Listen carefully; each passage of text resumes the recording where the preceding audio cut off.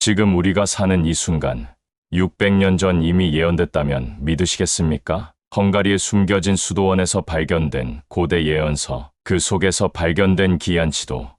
그 끝은 바로 한반도였습니다. 2025년, 동쪽 끝에서 타오르는 마지막 불꽃, 그 불꽃이 무엇을 의미하는지 지금부터 공개합니다. 당신은 지금 역사가 아닌 예언을 목격하고 있습니다. 다음 영상을 놓치지 않으려면 지금 구독과 좋아요를 눌러두세요. 동쪽 끝, 마지막 불. 1938년, 전운이 감도는 유럽의 심장 헝가리, 북부 산맥 자락에 숨겨진 작은 수도원 지하에서 한 수도승이 빛바랜 상자를 발견한다. 그 안에는 가죽으로 묶인 고대 문서들이 가득했다. 그중 한 권, 붉은 잉크로 쓰인 문장이 그의 시선을 멈추게 한다. 마지막 불은 동쪽 끝에서 피어오르리. 수도승은 이 문장이 단순한 비유가 아니라 어딘가 실제하는 시간과 장소를 가리키고 있다고 느꼈다. 그는 이 문서를 숨긴 채 보관했고 세월이 지나 그 손자의 손을 거쳐 세상 밖으로 나오게 된다. 문서는 유럽 고문서학자들 사이에서 충격을 안겨주며 비잔틴의 눈, 예언서로 명명된다. 저자는 바실리우스 다로크. 그는 15세기 말 오스만의 팽창을 피해 도망친 그리스계 망명자였고 한때 비잔틴 제국의 학자이자 신비주의자로 활동했던 인물이었다. 그는 이 동방의 기록을 남기며 나는 서쪽에서 왔지만 미래는 동쪽에 있다는 말을 남긴 채 역사 속에서 사라졌다. 예언서에는 무수한 상징과 시적인 문장들이 적혀 있었다. 쇠망치는 가루가 되고 붉은 깃발은 바람에 찢기리라. 사람들은 북쪽을 향해 도망가고 용은 7 봉우리 위에서 눈을 뜨리라. 그 불은 칠흑의 밤에 타오르며 잊힌 말은 노래가 되어 세상에 퍼지리라. 이 문장은 한동안 의문으로 남았다. 그러나 21세기 문서 말미에 그려진 지도 하나가 모든 것을 바꿔놓았다. 붉은 선은 중앙아시아에서 시작되어 시베리아를 거쳐 동쪽 끝의 좁은 반도로 이어진다. 그 선이 멈춘 곳,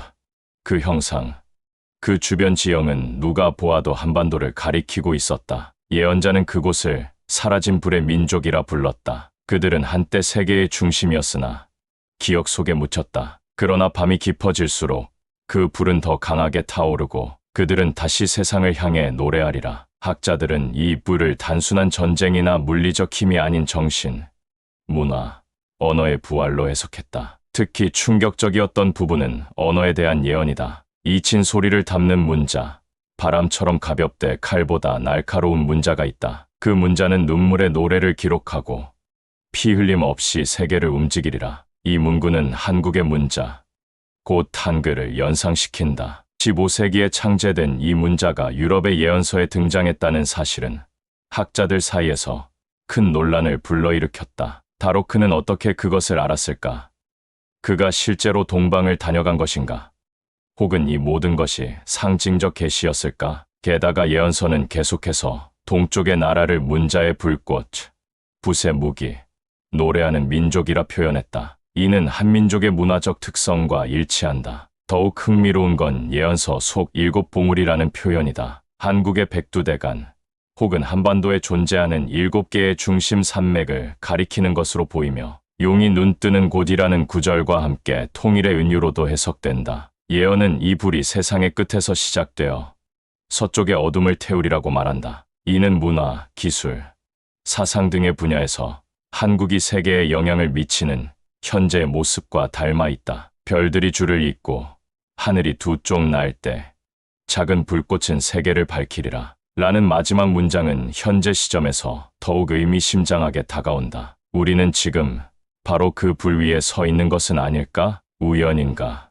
운명인가? 서쪽의 끝자락에서 기록된 이 예언이 동쪽 끝에서 살아 숨 쉬고 있는 이 순간, 그 불은 과연 무엇을 태우고 무엇을 남길 것인가? 2025년 깨어나는 해, 비잔틴의 눈이라 불린 예언서는 단순한 신비로운 기록이 아니었다. 그 문장들은 시대와 지역을 넘어 설계된 암호처럼 보였다. 그 중에서도 특히 강렬하게 각인된 연도가 있었다. 바로 2025. 예언자는 구체적인 달력 체계를 따르지 않았지만 그의 글에는 특이한 시간 표기법이 존재했다. 문서의 25번째 장에는 이런 구절이 적혀 있었다. 20번째 차가 지나고 5번째 빛이 떠오를 때 잠든 자들은 눈을 뜨고 세상은 거꾸로 흘러가리라. 당시 학자들은 이 구절의 정확한 해석에 오랜 시간을 쏟았다. 유럽의 수비학자들은 25번째 해라 읽었고, 천문학자들은 태양 주기와 대조했으며, 동양 철학자들은 이 문장을 음양오행의 변화로 풀이했다. 그 모든 해석이 놀랍게도 2025년이라는 시점에 수렴했다. 무엇이 이 시점을 깨어나는 해로 만들었을까? 예언자는 그 해를 세 가지 잠에서 벗어나는 때라 불렀다. 그 세 가지란 무엇인가? 첫째, 망각의 잠, 과거의 기억, 정체성, 문명을 잊은 자들이 그 잃어버린 이름을 되찾는 것. 둘째, 현혹의 잠, 거짓된 빛과 허상의 소리에 속았던 자들이 진실을 보게 되는 것. 셋째, 침묵의 잠, 침묵당한 자들, 말할 수 없었던 자들의 목소리가 다시 세상 위로 올라오는 것. 예언자는 말했다. 그 해에는 노래가 돌아오고 그 노래는 무기를 이기리라. 이것은 단순한 문학적 비유가 아니었다. 그는 음성과 언어, 문자가 전쟁보다 강력한 힘을 갖게 될 미래를 말하고 있었다. 이 구절들과 맞물려 예언서는 또 다른 상징적 표현을 반복한다. 그 해의 문은 하나고 열쇠는 잊힌 땅에 있다. 그 열쇠는 4개의 선율과 7개의 숨결로 이루어졌으며 단 한 번만 연다. 많은 연구자들이 이 구절을 풀어내려 했으나 2025년이 가까워지면서 이해는 오히려 더 어려워졌다. 그러나 한반도에서 벌어지는 변화들은 그의 말에 의미를 불어넣는다. 문화 강국으로의 도약, 기술력의 비약, 한류의 세계적 확산, 이 모든 것은 예언서 속 노래와 숨결을 상징하는 무형의 힘과 닮아 있다. 그 열쇠는 눈에 보이지 않지만 사람들의 가슴을 움직이며 세상을 연결한다. 예언자는 또 이렇게 적었다. 옛것과 새것이 부딪히고 거짓과 진실이 교차하며 사람들은 고개를 들고 하늘을 보게 되리라. 그때 하늘은 둘로 나뉘고 그 틈새로 빛이 내려오리라. 이 문장은 단순한 기후 현상이나 천체 이벤트로 해석할 수 없다. 그는 이 시기의 균열을 예고한 것이다. 전통과 현대, 보수와 진보, 아날로그와 디지털이 극단으로 치다른 지점에서 인류는 새로운 선택을 해야 하는 기로에 선다는 뜻이다. 2025년, 그 시간은 단지 달력이 넘어가는 순간이 아니다. 예언자가 말한 깨어나는 해는 어쩌면 우리 자신이 누구인지, 우리가 어디로 가고 있는지, 그리고 무엇을 향해 가는지에 대한 자각의 시점일지도 모른다. 그리고 그 자각은 동쪽 끝의 작은 나라, 한반도에서 시작될 것이라. 그는 보았다. 작은 불이 깨어날 때 큰 어둠이 물러가리라. 그 불은 칼도 화살도 아니고 노래도 함성도 아니며 그것은 잊힌 이름을 부르는 숨결이다. 그 구절은 마치 한민족의 정체성 회복을 암시하는 듯하다. 이 예언은 단순한 국가 찬양이 아니다. 그는 권력이나 영토가 아닌 이식의 전환을 이야기한다. 2025년, 그 해를 경계로 사람들은 무엇을 깨닫고 무엇을 버릴 것인가? 우리는 그 깨어남의 현장에 살고 있는 증인인가? 혹은 그 불꽃을 지켜보기만 하는 방관자인가? 예언서의 장들은 이후로도 계속된다. 하지만 그 시작점, 그 변화의 문을 여는 첫 열쇠는 바로 이 한 해, 2025년이 될 것이라. 그는 기록했다. 별들이 움직이고 하늘의 색이 달라질 때 그 깊은 잠에서 깨어나는 자들은 스스로를 알게 되리라. 그때 그들은 문득 깨달을 것이다. 우리는 이미 그 불 속에 살고 있었다는 것을. 물결이 땅을 덮고 강철새가 사람을 삼킨다. 비잔틴의 눈 예언서. 그 세 번째 장에는 심상치 않은 구절이 기록되어 있다. 물결이 땅을 덮고 강철새가 사람을 삼키며 불은 하늘에서 내려온다. 그러나 그때에도 불꽃 같은 눈을 가진 자들은 서서 하늘을 향해 노래하리라. 이 문장은 학자들에게 오랫동안 의문이었다. 그러나 21세기의 문턱을 넘어서며 이 문장이 가리키는 실체가 서서히 형체를 드러내기 시작했다. 우선 물결이 땅을 덮는다는 표현은 기후변화와 해수면 상승, 폭우와 홍수 등 극단적인 기상이변과 강하게 닮아 있다. 실제로 기록적인 홍수와 가뭄, 산불과 폭염은 더 이상 비정상이 아닌 일상이 되었다. 그 물결은 바다가 아닐 수도 있다. 정보의 물결, 불신의 물결, 혹은 공포의 물결일 수 있다. 사람들을 뒤덮고 숨 막히게 하며 이전의 질서를 무너뜨리는 거대한 힘이다. 예언자는 그 물결 뒤에 오는 것을 강철새라 불렀다. 하늘을 가르는 금속의 형상,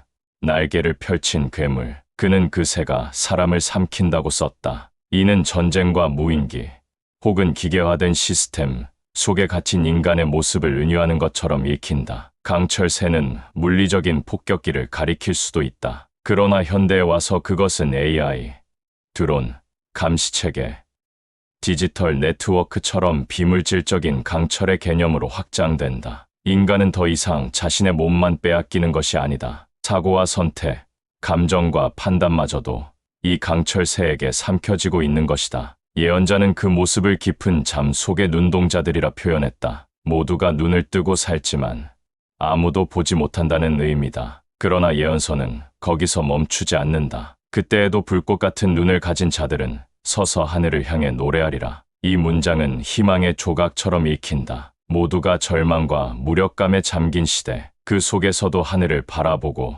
자신의 목소리를 내는 자들이 존재한다는 뜻이다. 불꽃 같은 눈은 각성한 자, 두려움에 굴복하지 않는 자, 진실을 직시하는 자의 상징이다. 예언자는 그들을 새벽의 불씨라 불렀고 모든 것이 타오를 때 그 불씨만이 새로운 길을 밝히리라. 그렇다면 지금이 바로 그때가 아닐까. 우리는 물결에 덮이고 강철새의 소리 없는 비행에 포위되어 있다. 데이터는 우리를 분석하고 알고리즘은 우리를 유도하며 기계는 우리를 이해한다고 말한다. 그러나 그 이해는 진짜 이해인가? 예언자는 물었다. 기계가 이해하는 사람은 사람인가? 기계인가? 이 질문은 단순한 기술 비판이 아니다. 그는 인간의 존재와 정체성에 대해 근본적인 의문을 던졌다. 우리는 지금 무엇을 삼키고 있고 무엇에 삼켜지고 있는가? 한국은 이 질문 앞에서 매우 특이한 위치에 있다. 가장 빠르게 디지털화를 진행한 사회, AI 기술을 일상 속에서 실현하고 있는 나라, 그 동시에 가장 강한 정서적 공동체의 기반을 유지하는 민족. 예언서의 시선은 이 균형에 집중되어 있다. 강철의 노래가 지배할 때 붓으로 숨을 적는 자들이 세계를 되살리리라. 그는 기계가 지배하는 시대에도 기록하는 자들이 존재할 것을 예견했다. 바로 지금 우리는 그 붓을 쥐고 있는가? 아니면 그 붓조차 버리고 기계의 명령을 복사하고 있는가? 예언은 이후 또 하나의 문장을 남긴다. 물이 불이 되고 불이 노래가 되며 노래는 침묵 속에서 빛을 낳는다. 이 삼중 구조의 상징은 문명 전환기의 단면을 암시한다.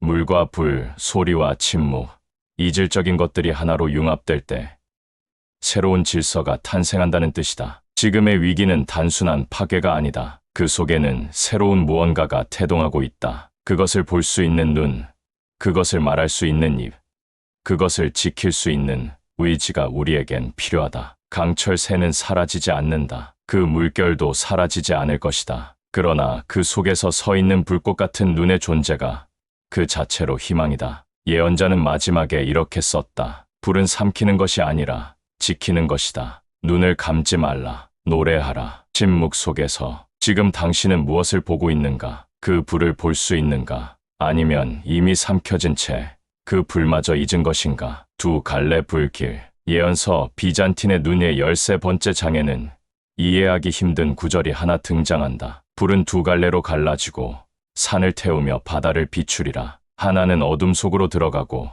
다른 하나는 하늘을 향해 솟아오르리라. 그러나 그 둘은 하나였고 하나가 되어 돌아오리라. 불길이 둘로 나뉘는 상징. 많은 해석이 존재했지만 20세기 중반 이후 이 문장은 한반도의 분단을 암시한 것으로 해석되기 시작했다. 한 민족의 역사에 깊게 패인 분단의 상처, 북과 남이라는 두 개의 현실. 그것은 하나의 불이 갈라진 채 다른 길을 걸어온 세월이었다. 예언자는 이 불길을 서로를 잊었으나 서로를 향하고 있는 불이라 묘사했다. 하나는 무거운 짐을 지고 지하로 내려갔고 다른 하나는 빛을 향해 오르다 불안정하게 흔들렸다고 썼다. 북한과 남한, 두 국가의 이념과 현실, 체제와 삶의 양식이 극단으로 치달은 세기를 지나오며 이 구절은 더욱 또렷해졌다. 그는 이 둘의 관계를 형제이자 거울이라 표현했다. 그 둘은 서로를 등졌으나 하늘은 항상 같은 별을 보게 하였고 땅은 같은 피를 기억하였느니라. 예언서는 분열을 운명이라 하지 않았다. 오히려 그것은 과정이자 불가피한 통과의 이래로 묘사된다. 특히 눈에 띄는 것은 다음의 구절이다. 하나는 고요히 굳어지고 다른 하나는 끓는 불로 휘몰아친다. 그러나 마침내 물과 불이 손을 잡을 때 그 안에서 빛의 아이들이 태어나리라. 이 문장은 통일이라는 단순한 정치적 행위가 아닌 영혼의 결합, 문화와 의식의 통합으로서의 회복을 말한다. 예언자가 말하는 빛의 아이들은 새로운 세대, 분단의 기억이 아닌 연결의 감각을 가진 존재들일 수 있다. 그들은 이념보다 이해를 말하고 지배보다 공존을 택하는 존재다. 그런데 왜 예언자는 불을 통해 이 분열을 표현했을까? 불은 파괴이자 정화, 상처이자 재생의 상징이다. 그는 두 갈래 불이 모두 필요하다고 보았다. 하나는 살아남기 위해 자신을 억눌렀고 다른 하나는 자유를 외치며 자신을 태웠다. 둘 다 버릴 수 없는 불이며 그 불이 있기에 그들은 살아있었다. 예언서가 그리는 미래는 하나의 체제 우위나 흡수가 아니다. 오히려 전혀 다른 불길이 서로를 이해하고 공존하는 형태의 새로운 나라다. 그는 그 과정을 세 번째 불의 등장이라 불렀다. 두 불이 만날 때 세 번째 불이 일어나리니 그 불은 과거를 태우고 미래를 밝히며 이름 없는 이들의 길을 비추리라. 그 세 번째 불이 바로 통일이 아닐까. 그러나 그 통일은 총과 법령으로 이루어지는 것이 아니다. 예언자는 분명히 말한다. 그들은 먼저 노래를 함께 부르고 춤을 함께 추며 이야기를 함께 나눌 것이다. 그 후에 비로소 하나의 이름을 되찾으리라. 이는 감정의 회복, 문화의 재결합이 먼저 이루어져야 함을 의미한다. 지금의 한반도는 그 과정에 있다. 극적인 대화와 파탄, 기대와 절망을 오가며 한민족은 스스로 미래를 주저하고 있다. 강제된 통일도 영원한 분단도 없는 그 사이, 그 경계의 시간 속에서 예언자는 마지막으로 이렇게 쓴다. 그들이 함께 불을 지피는 날 산도 바다도 그 길을 막지 못하리라. 그 불은 새벽의 심장처럼 뛰며 세계를 따뜻하게 하리라. 이 문장은 단순한 희망이 아니다. 선택이다. 지금 우리는 그 불을 지필 것인가?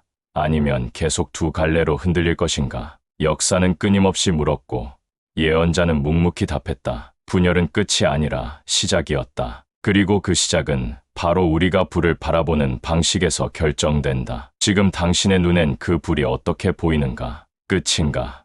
혹은 시작인가? 비잔틴의 눈, 헝가리 예언서를 처음으로 세상에 알린 학자들이 붙인 별명이었다. 그 정확성과 예언의 밀도, 그리고 기이할 정도로 동방에 집중된 내용, 모두가 물었다. 도대체 이 문서를 쓴 자는 누구였을까? 그리고 왜 그는 동쪽 끝, 그 중에서도 한반도라는 작은 반도를 향한 예언을 남긴 것일까? 예언서의 말미에는 자신을 바실리우스 다로크라 밝힌 이의 서명이 적혀 있다. 기록에 따르면 그는 15세기 후반 비잔틴 제국의 몰락을 직접 경험한 귀족 가문 출신의 학자였다. 오스만 투르크의 콘스탄티노플 함락 이후 그는 헝가리로 망명했다. 그러나 그는 단순한 난민이 아니었다. 그는 학자였고 예언자였으며 동시에 추방당한 자였다. 그의 이름은 공식 역사서엔 남아있지 않지만 헝가리의 고서들 속에는 기이한 기록이 남아있다. 그는 밤마다 하늘을 보았고 낮에는 기도하며 수십 권의 책을 필사했다고 한다. 그가 머물렀던 헝가리 북부의 수도원 기록에는 이런 문장이 남아있다. 그 자는 별들의 속삭임을 들을 줄 알았고 수메르인의 그림자와도 대화했으며 무언가를 기록할 때마다 손이 떨렸다. 비잔틴의 마지막 별이라 불린 그는 제국이 무너질 것을 미리 알았다고 한다. 그는 이렇게 말했다. 제국은 죽었고 새로운 심장은 동쪽에 뛰리라. 당시엔 미친 자의 말이라 치부되었지만 그가 남긴 문서가 발견된 지금 그 모든 문장이 새롭게 읽히고 있다. 그는 왜 동방을 향했을까? 그는 왜 동쪽 끝에 불꽃이라는 구절을 수십 차례 반복했을까? 학자들 사이에서는 그가 실제로 동방을 여행했을 것이라는 설이 존재한다. 실제로 예언서에는 유럽인이 접하기 힘든 지리적 디테일과 문화적 상징이 넘쳐난다. 비단보다 부드럽고 철보다 단단한 말, 소리로 이름을 짓는 사람들, 기억이 노래가 되는 땅 같은 표현은 아시아, 특히 한국의 전통 문화를 연상시킨다. 이것이 단순한 상상이었을까? 예언자 다로크는 예언을 기록하는 동안 무수한 밤을 지새웠다고 쓴다. 그는 하늘의 패턴, 별들의 이동, 그리고 달의 그림자를 해독하려 했다. 천문학적 이해와 직관, 신비주의적 계시가 혼합된 그의 기록은 단순한 점성술을 넘어선다. 그는 말했다. 하늘은 잊힌 것을 기억하고 땅은 그 기억을 다시 불러낸다. 그리고 그 기억의 종착지는 동방의 작은 불이었다. 한 학자는 그를 시간을 역행한 자라고 불렀다. 그는 과거를 기록하면서 미래를 보고 현재를 살면서 잊힌 기억을 깨워냈다. 그의 예언은 마치 시간의 틈을 비집고 나온 균열 같았다. 그리고 그 틈에서 한 민족의 이름이 울려 퍼진다. 피를 흘리지 않고 싸우며 눈물로 노래하는 민족. 그들의 문자는 춤추고 그들의 노래는 하늘을 울리며 그들이 오는 길은 가볍되 깊으리라. 바실리우스 다로크. 그는 자신을 예언자라 부르지 않았다. 오히려 기억을 전달하는 자, 잊힌 것을 기록하는 자라고 불렀다. 그는 자신의 글을 미래에 전하는 편지라 했으며 그 편지를 읽을 자는 강철과 불과 물의 세대를 사는 자라 묘사했다. 우리는 그 세대다. 그리고 이제야 그 편지를 펼치고 있는 중이다. 그가 남긴 마지막 말은 이랬다. 나는 이 글을 썼다. 읽는 이는 누구인가? 기억하라. 나는 너를 알지 못하나 너는 이 글을 읽을 것이다. 그것은 계시이자 거울이며 너는 그 속에서 자신을 보게 될 것이다. 지금 이 순간 그의 말대로 우리는 이 글을 읽고 있다. 그 속에서 우리는 무엇을 보는가? 그는 멀리서 말하지 않았다. 그는 이미 우리 안에 있었다. 마지막 불꽃은 이미 타오르고 있습니다. 비잔틴의 눈, 헝가리의 예언자가 본 미래가 바로 지금 이 땅에서 펼쳐지고 있는지도 모릅니다. 우리는 과연 그 예언 속 주인공일까요? 아니면 그저 관찰자일까요? 여러분은 이 예언이 우리에게 던지는 메시지가 무엇이라고 생각하시나요? 댓글로 여러분의 생각과 해석을 자유롭게 남겨주세요. 여러분의 작은 의견 하나가 어쩌면 잊힌 불꽃을 더욱 크게 타오르게 할지도 모릅니다. 다음 영상에서도 또 다른 놀라운 예언을 준비하겠습니다.